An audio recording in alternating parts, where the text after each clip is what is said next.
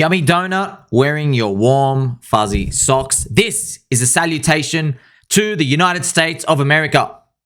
The USA basically runs everything. Their GDP essential for every single market that we are going to touch in our lives. Don't fade the USA. Maybe China's going to become important.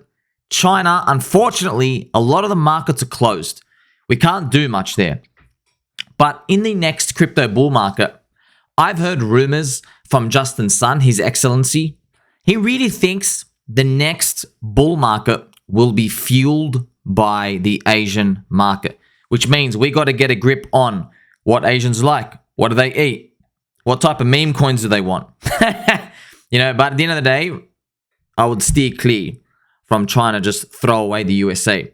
So how do we actually take advantage of that? Well, it means the market demographics, all the coins we've got to look for. We have to focus on the narratives that we think are going to play into Western type of thinking. But if anything appears from Asian areas, we're going to take advantage of that too. You got to keep an open mind. Crypto really is international. And what I love about it is because it's international, whenever regulators come in, we can always mentally fall back on the fact that there's always like the Asian market, for example, okay? Because Binance, for example, it does a lot of volume.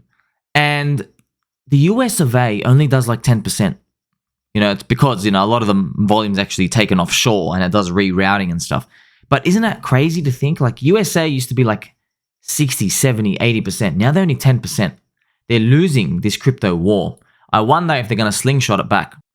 This is why I mentioned USA session will never let us down. Always. They always pump bags. If you're into trading, if you're into short-term stuff, you should always watch for US sessions. Always. That's where all the big money flows come in. You definitely want to see how it opens and how it closes. But at the end of the day, it's not too important because crypto is 24/7. Crypto solves a lot of problems and crypto is international. With the US of A, they always print money. There's only one solution out. Not having enough babies, and we have to keep immigration high.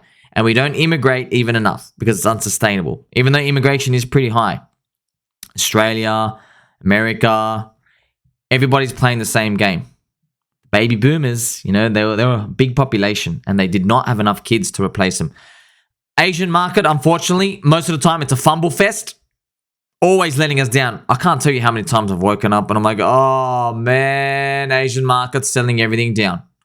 USA session always carries the world. And within the USA market, we have the Bug-Eater banks, Citybug, JP Mosquito, Goldman Slugs. These guys, okay, of course the Bank of Ants. These guys, what do they say?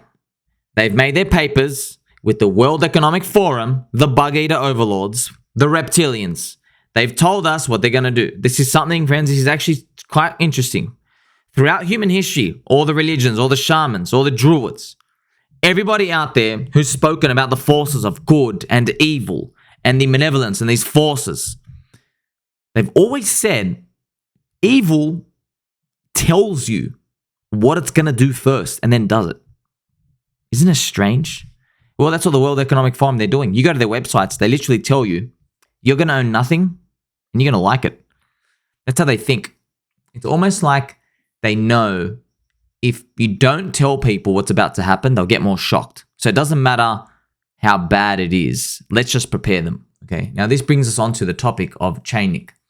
ChainLink is partnered with the Bug-Eater Overlords, but it goes deeper than that. If you don't know, since 2017, literally 5-6 years ago, SWIFT, the World Economic Forum, all the Bug-Eater Overlords, they chose ChainLink. It's been that long. I didn't believe it until I went and did the research myself. It's actually true. ChainLink was built as a protocol with CCIP in mind to allow banks, the overlords, to get risk management tools and other control mechanisms that they can get so they can operate on their public and private chains, mostly for the private chains, so they can do their own shady businesses in the background. ChainLink is the conduit. It's what everything's going to connect to. And we're also going to create the next world's Uber, the next worlds, you know, all the Googles and all the other crazy applications coming in the future. We haven't made them yet because crypto has got to be able to facilitate that with the infrastructure. We don't have enough data points and servers and everything up, but we're building them. We're getting there. By the time we get there, it's probably too late. That's why I say ChainLink's going for the win. The fundamentals, you know, this is just like reflecting on the time, sitting through this whole time. It really is. You get to learn, friends. Like, it's all, everything I say is true. That's why I tell you, okay? Like, subscribe, bell button on. Please, okay? When I tell you to shock the algorithm, you shock the algorithm. Fundamentals don't get you far when the cycles come. This is why I've even got a calendar reminder in the year 2028, December. It's warning me about the year 2029 for the Shmita year. Okay, every 7 years, a Jewish holiday, and there's always a big crash. So I'm prepared for that. Remember the Bug-Eater Overlords? There's these weird patterns and these cycles that happens. We're going to be ready for that. That's right, 2029. So even with ChainLink strong fundamentals, it didn't really matter. It still peaked $20 in August 2020, dropped 70% from that point, and you're thinking, how on earth does that happen? But that's what happens. Things get overpriced, things get underpriced. It's just that we think things are disconnected when they get underpriced. That's when we like really feel it, you know, but we never say, oh, wow, you're so overpriced, you know, because if you're long, you're enjoying it. And all the haters stay wrong for a long time. Could be many, many months. In this case, it was like 2 years. And Link ETH is the ultimate source of truth. That's what we really want to look for. ChainLink versus Ethereum. It's been sinking for so long. It's been literally sinking for over 3 years. Here I ask you, do you think there's going to be a return to the higher zone in the next bull market? So this is the Link ETH chart on a monthly. I mean, the regular looks absolutely atrocious. This is like, we got to do better in crypto, but it's just what it is, right?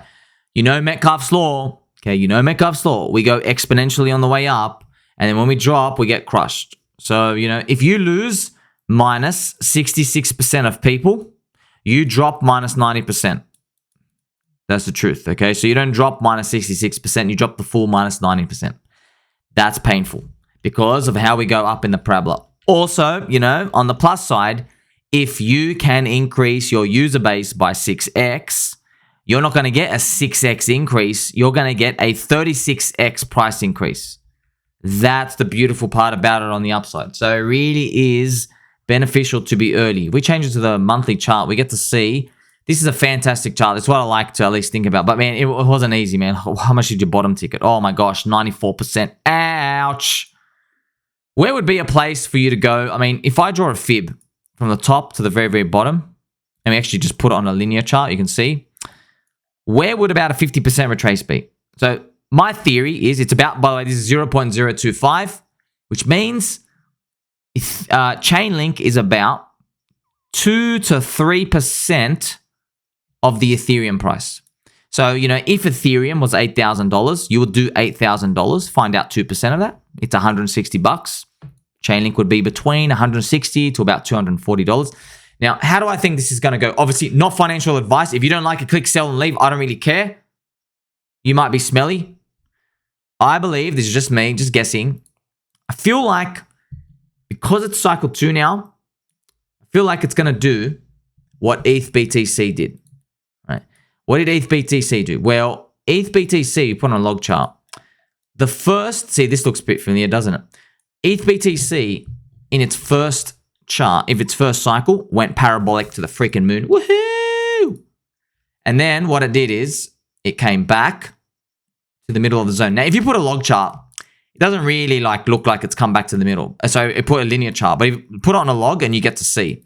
Very painful, this log chart, man. It looks like it's climbing to the top, but if you look linear, it's not. So what I'd like to do is, if I did a chart here, a fib here, and I just drew it, if you notice, ETH BTC came exactly to 50% of the damage done, which is an ETH BTC of 0.086, around there.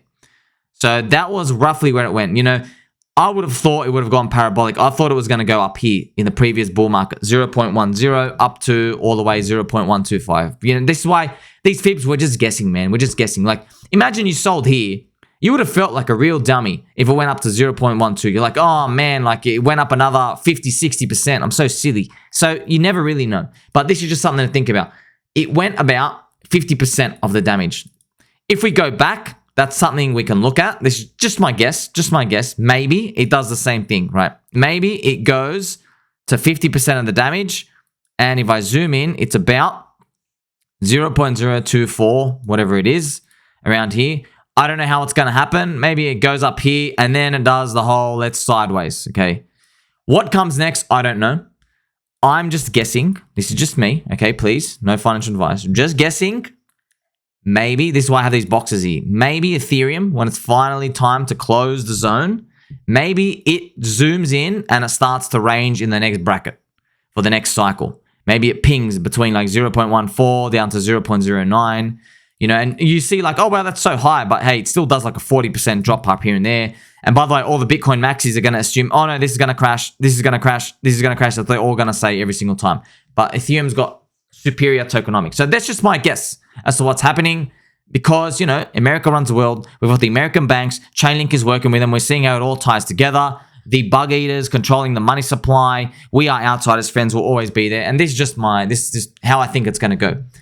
What would I really like, and we're not going to get this, by the way, what I would actually really love, okay, is if we got a parabola. So if we got a super massive straight line parabola, you're able to get out, and then it like crashes again for you to get in. You know, that's what I would like, but I don't think we're going to get there. You know, you get out, it drops 85%, you get to get back in and ride it for another 6x. I don't think that's going to happen.